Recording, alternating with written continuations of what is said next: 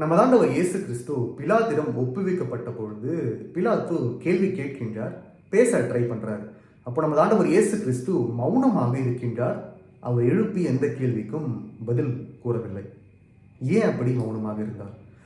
அந்த ஒரு மௌனத்தின் மூலமாக நம்ம ஆண்டவர் இயேசு கிறிஸ்து என்ன சொல்ல வரார்? அதை பற்றி தான் இன்னைக்கான வீடியோவில் நம்ம பார்க்க போகிறோம். மேலும் இந்த ஒரு தவக்காலத்தில் பிலாத்தினுடைய தீர்ப்பிலிருந்து நம்ம எடுத்துக்கக்கூடிய பாடம் என்ன நிச்சயமா பார்க்கலாம். நம்ம ஆண்டவர் இயேசு கிறிஸ்து பிலாத்திடம் ஒப்புவிக்கப்படுகின்றார். ஏன்னா அன்னைக்கு இருந்த சட்டத்திட்டங்களின்படி யூதர்களால் ஒரு குறிப்பிட்ட அளவு தண்டனையே தர முடியும். மரண தண்டனை கொடுக்க வேண்டும் என்றால் அங்கு ஆட்சி செய்து கொண்டிருந்த ரோம அரசு அதற்கு ஒப்புதல் வழங்க வேண்டும். ஆகையால் இங்கே தலைமை குருக்களும் மறைநூல் அறிஞர்களும் அனைவரும் இயேசுவை அங்கே ஒப்பு கொடுக்குறாங்க. ஒப்பு கொடுத்து இவனை சிலுவையில் அறையும் என்று கோஷம் போடுறாங்க, ஒரு ப்ரெஷரை கொடுக்குறாங்க. இங்கே பிலாத்து என்ன பார்க்கின்றார்? அவர் ஒரு யூதர் கிடையாது. அவர் ரோம அரசரின் ஒரு ஆளுநராக செயல்பட்டு கொண்டிருந்தார். அவர் இயேசுவை பார்க்கின்றார். இயேசுவை பார்த்துட்டு அவருக்கு தெரிஞ்சிருக்கு, இவங்க கூட்டிட்டு வராங்க, இவர் மேலே எந்த ஒரு தப்பும் கிடையாது என்பது பிலாத்து நன்றாக அறிந்திருந்தார். அதை பிலாத்துவே சொன்னார். இவரிடம் நான் குற்றம் ஒன்றும் காணவில்லை என்று 3 முறை சொல்கின்றார். அப்படி இருந்தும் ஏன் இந்த ஒரு சிலுவை மரணத்திற்கு பிலாத்து ஒப்புக்கொண்டார்? ஏனென்றால் அங்கு இருந்த மக்கள் அவரை இன்ஃப்ளூயன்ஸ் பண்ணதால், அவரை மனம் மாற்றம் செய்து அவருக்கு ஒரு அழுத்தத்தை தந்து அவரை அந்த ஒரு தீர்ப்பை அளிக்கக்கூடிய வகையில் அவரை நிர்பந்தப்படுத்தினார்கள்.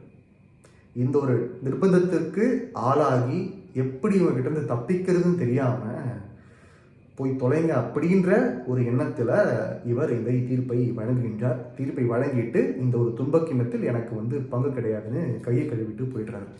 பிலாத்துவிற்கு உறுதியாக தெரியும், இயேசு கிட்ட எந்த ஒரு தவறும் கிடையாது, அவர் உண்மைதான் என்று. ஆனால் மக்களுடைய மனப்பான்மைக்கு ஏற்ற மாதிரி மக்களுடைய விருப்பத்தினால இங்கே இயேசுவுக்கு மரண தண்டனை வழங்குகின்றார் பிலாத்து. நமது வாழ்க்கையிலும் நம்ம எப்படி செயல்பட்டு கொண்டிருக்கின்றோம்? நம்ம முன்னாடி அது உண்மைன்னு தெரிஞ்சும் அந்த ஒரு உண்மைக்கு மதிப்பளிக்காம பொய்க்கு சான்று பகர்றது, இது தீமையான காரியங்களில் செய்வது. உதாரணத்துக்கு சொல்ல போனோம் அப்படின்னா, நம்ம உறவினர்கள் மத்தியிலும் வேலை செய்யக்கூடிய இடங்களிலும் அதிகமான நேரங்கள் செலவிட நேரிடலாம். அப்பொழுது அந்த ஒரு நேரங்களில் பலரை பற்றி நம்ம புரணி பேசலாம். அந்த ஒரு புரணி பொய்ன்னு நம்மளுக்கு தெரியும், காசிப்னு சொல்லுவாங்க. அந்த காசிப் என்பது பொய், அது பெருசாக உண்மைத்தன்மை இல்லை அப்படின்னு நமக்கு நல்லாவே தெரியும்.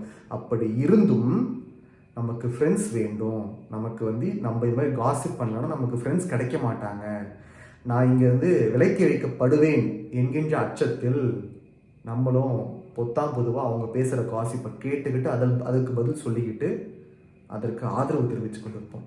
நம்ம நிச்சயமாக இது மாதிரி பல சம்பவங்கள் செஞ்சுருப்போம். உண்மை என்று தெரிந்தும் உண்மையை மறைத்துவிட்டு, அது பொய்யாக இருந்தாலும் நம்ம சுற்றி இருக்கிறவங்களோட நிர்பந்தத்தால் அந்த ஒரு விஷயத்தை செஞ்சு பாவத்தை செய்திருப்போம். சரி, இயேசு ஏன்பா அமைதியாக இருந்தார்? இயேசு ஏதாவது பேசியிருக்கலாம், என் மேலே தப்பு கிடையாது, நான் உண்மையை தான் சொல்கிறேன் அப்படின்னு. ஆனால் அவர் உண்மை என்பது மௌனத்தின் மூலமாக தான் வெளிப்பட்டது. அவர் வாய் திறந்து எதுவும் கூற வேண்டாம், அவர்தான் உண்மை. இயேசு என்ன சொல்லியிருக்கிறாரு யோவான் 14ஆம் அதிகாரத்தில்? வழியும் உண்மையும் வாழ்வும் நானே, என்னிடம் வந்துதான் இறைவனிடம் செல்ல முடியும், தந்தையிடம் செல்ல முடியும் என்று. அதில் குறிப்பிட்டு என்ன சொல்றாரு? வழியும் உண்மையும் வாழ்வும் நானே. வழியும் அவரே, உண்மையும் அவரே, வாழ்வும் அவரே. ஆகையால் அவர் வாய் திறந்து பதில் சொல்ல வேண்டும் என்ற அவசியம் கிடையாது. அவர் உண்மை என்பது அவருக்கும் தெரியும். அவர் மௌனமாக இருந்ததன் மூலமாக தான் உண்மை என்பதை அங்கே கூறியிருக்கின்றார், கூறாமல் கூறியிருக்கின்றார். அந்த ஒரு மறைநூல் வாக்கு இங்கே நிறைவேறுது. வழியும் உண்மையும் வாழ்வும் நானே என்பது.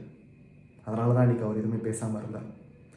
நம்ம வாழ்க்கையிலும் நம்ம பாவம் செய்யாமல் இருக்க வேண்டும் என்றால், தூய்மையான வாழ்க்கை வாழ வேண்டும் என்றால், பல நேரங்களில் மௌனம் காக்க வேண்டும்.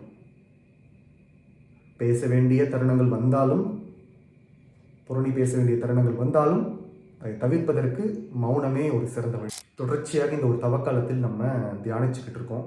இந்த ஒரு தவக்காலம் மன மாற்றத்திற்கான காலம், புதிய பிறப்பிற்கான காலம். ஆகையால் அதை உறுதியாக நம்பி உணர்ந்து நம்மை தயாரித்துக் கொள்வோம். கிறிஸ்துவின் நாமம் இன்றும் என்றும் போற்றப் பெறுவதாக. ஆமென். இந்த ஒரு வீடியோ உங்களுக்கு பிடிச்சிருந்ததுன்னா மறக்காமல் இந்த வீடியோவுக்கு லைக் கொடுத்துருங்க. நம்ம சேனலுக்கு சப்ஸ்கிரைப் பண்ணலாம், சப்ஸ்கிரைப் பண்ணிக்கோங்க. இந்த ஒரு வீடியோ உங்கள் நண்பர்கள்கிட்டையும் பகிருங்கள். உங்களோட கருத்துக்கள் வரவேற்கப்படுகின்றன. மறக்காமல் உங்களோட கருத்துக்களையும் கீழே கமெண்ட் செக்ஷனில் சொல்லிவிடுங்க. நம்ம வேறு என்ன வீடியோஸ் போடலாம் அப்படின்றதையும் சஜஷன்ஸாக சொல்லுங்கள். இந்த வீடியோவில் உங்களை பார்க்குறேன். நன்றி, வணக்கம்.